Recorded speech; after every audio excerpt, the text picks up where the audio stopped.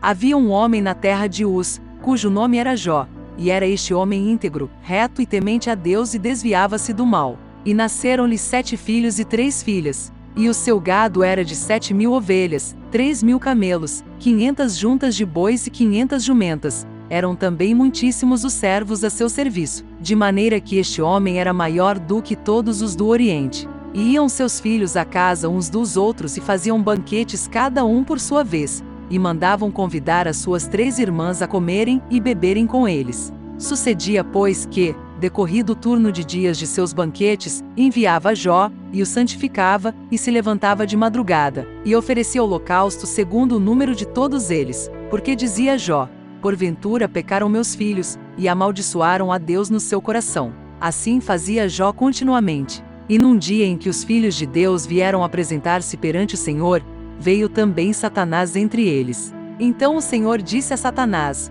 de onde vens? E Satanás respondeu ao Senhor, e disse: de rodear a terra, e passear por ela. E disse o Senhor a Satanás: observaste tu a meu servo Jó? Porque ninguém há na terra semelhante a ele, homem íntegro e reto, temente a Deus, e que se desvia do mal. Então respondeu Satanás ao Senhor, e disse: porventura teme Jó a Deus debalde? Porventura tu não cercaste de Sebe, a ele, e a sua casa, e a tudo quanto tem? A obra de suas mãos abençoaste, e o seu gado se tem aumentado na terra. Mas estende a tua mão, e toca-lhe em tudo quanto tem, e verás se não blasfema contra ti na tua face. E disse o Senhor a Satanás: eis que tudo quanto ele tem está na tua mão, somente contra ele não estendas a tua mão. E Satanás saiu da presença do Senhor. E sucedeu um dia, em que seus filhos e suas filhas comiam, e bebiam vinho na casa de seu irmão primogênito, que veio um mensageiro a Jó, e lhe disse: os bois lavravam, e as jumentas pastavam junto a eles.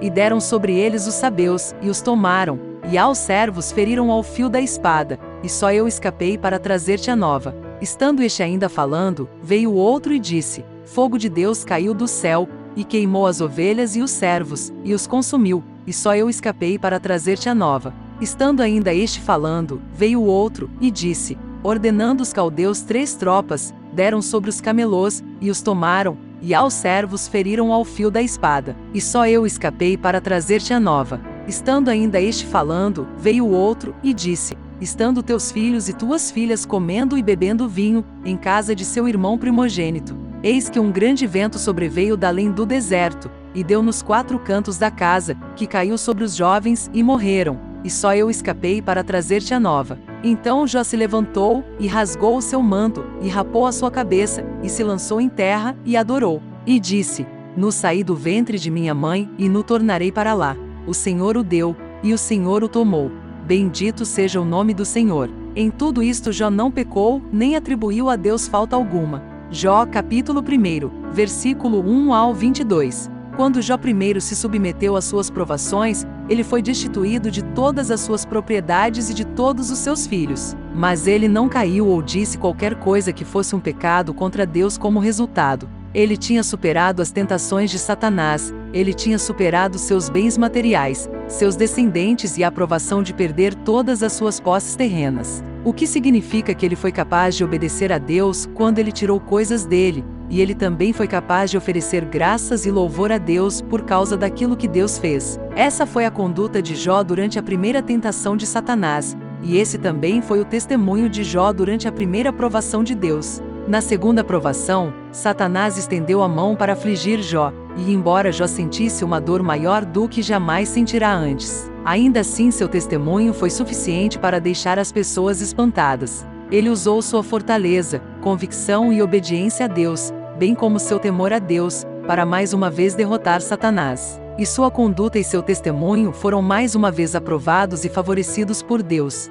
Durante essa tentação, Jó usou sua conduta real para proclamar a Satanás que a dor da carne não poderia alterar sua fé e obediência a Deus ou tirar sua devoção a Deus e o temor de Deus. Ele não renunciaria a Deus nem renunciaria à sua própria perfeição e retidão porque enfrentava a morte. A determinação de Jó fez de Satanás um covarde, sua fé deixou Satanás tímido e trêmulo. A intensidade com que ele lutou contra Satanás durante sua batalha de vida e morte gerou em Satanás um profundo ódio e ressentimento. Sua perfeição e retidão deixaram Satanás com nada mais a fazer contra ele, tal que Satanás abandonou seus ataques contra ele e desistiu de suas acusações contra Jó que ele tinha apresentado a Deus Jeová. Isso significava que Jó havia vencido o mundo, vencido a carne, vencido a Satanás e vencido a morte.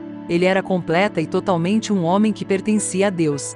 Durante essas duas provações, Jó permaneceu firme em seu testemunho, realmente viveu sua perfeição e retidão, e ampliou o escopo de seus princípios vivos de temer a Deus e se desviar do mal. Tendo passado por essas duas provações, nasceu em Jó uma experiência mais rica, e essa experiência o tornou mais maduro e experiente. Fortaleceu-o e deu-lhe maior convicção, tornando-o mais confiante na retidão e dignidade da integridade que ele manteve firme. As provações de Jó por Deus Jeová lhe deram uma profunda compreensão e um senso da preocupação de Deus pelo homem, e permitiram que ele sentisse a preciosidade do amor de Deus. A partir desse ponto, a consideração e amor a Deus foram acrescentados ao seu temor a Deus. As provações de Deus Jeová não apenas não afastaram Jó dele, mas também aproximaram seu coração de Deus. Quando a dor carnal suportada por Jó atingiu seu apogeu, a preocupação que ele sentia de Deus Jeová não lhe deu escolha senão amaldiçoar o dia de seu nascimento.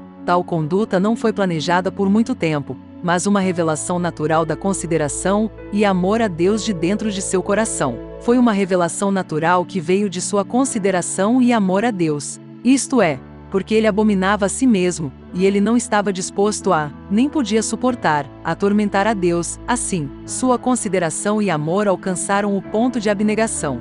Nesse momento, Jó elevou sua adoração e anseio por Deus de longa data, e devoção a Deus ao nível de consideração e amor. Ao mesmo tempo, ele também elevou sua fé e obediência a Deus e o temor de Deus ao nível de consideração e amor. Ele não se permitia fazer nada que pudesse causar dano a Deus.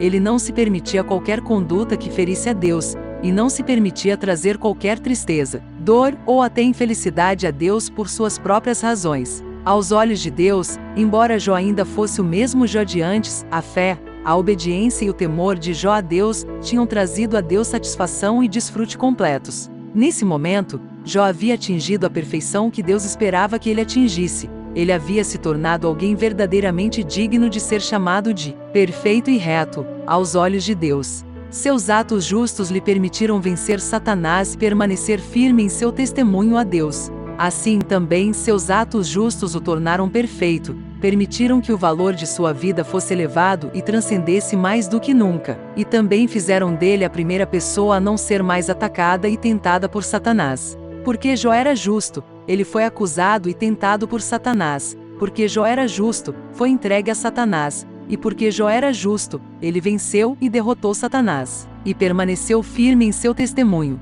Doravante Jó tornou-se o primeiro homem que nunca mais seria entregue a Satanás. Ele verdadeiramente veio perante o trono de Deus e viveu na luz, sob as bênçãos de Deus, sem a espionagem ou a ruína de Satanás. Ele havia se tornado um homem verdadeiro aos olhos de Deus. Ele havia sido libertado.